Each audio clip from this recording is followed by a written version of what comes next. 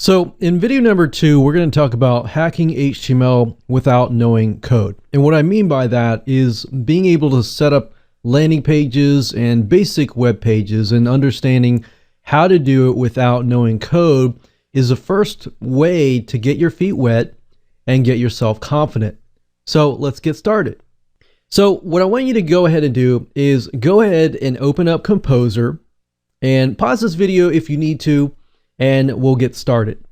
So what I mean by hacking HTML, as I said earlier, is we are using a tool that will allow us to see what the user sees via the browser without actually having to add our own code.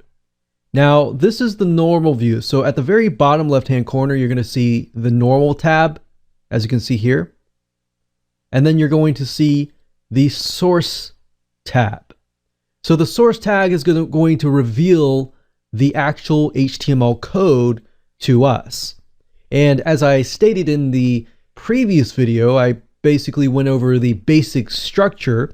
You can see there is an HTML tag here.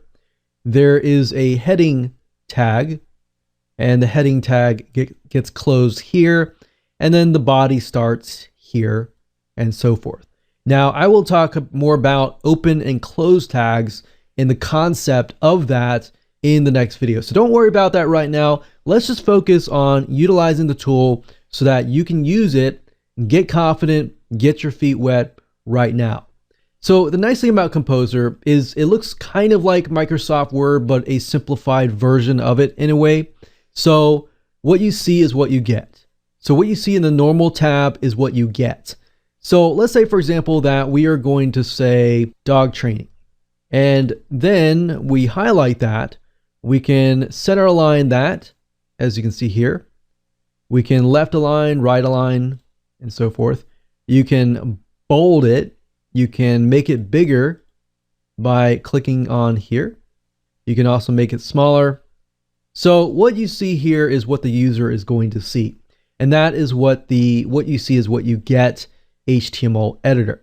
Now you can also change the color, let's say to red, and we can also change the background to, let's say, something like yellow. So this would be a highlighted color. If we wanted the whole line to turn, let's say, yellow, we could do that as well. You can also go further and you can add things like tables. So let's go back here and remove the highlight, and we can add a table. So what I like about Composer is it gives you the ability to specify, okay, I want this many columns and I want this many rows. So in this case, I'm just going to do 4, and you can specify the cell spacing, which is in between each cell. How much spaces do you want? So this is a table here. We can always tweak it if we would like to.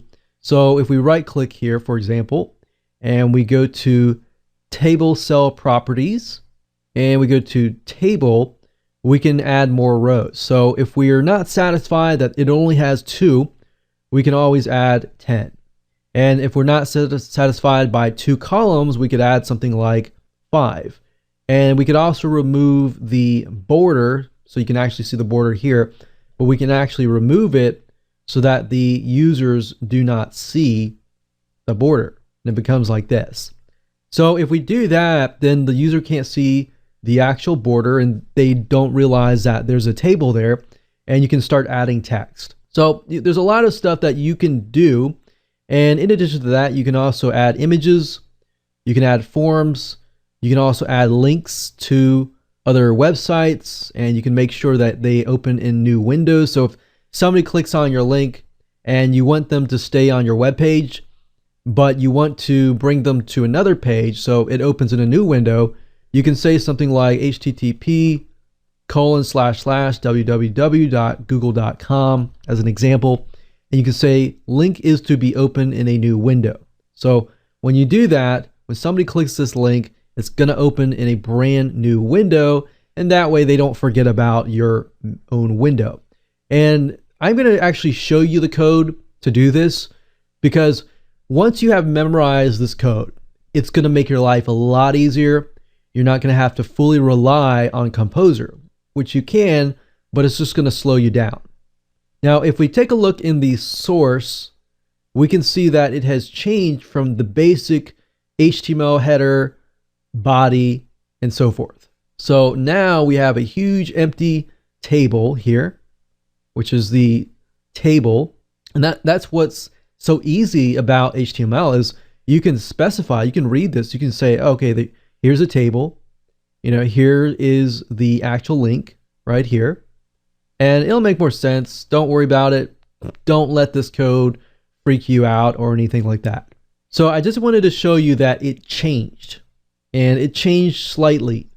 Now you can also add things like images. So if we click on image here, we can specify the location of the image. Now, one thing to be aware of with Composer is when you specify the location of the image, generally speaking, if you, let's say, we'll pick one image here.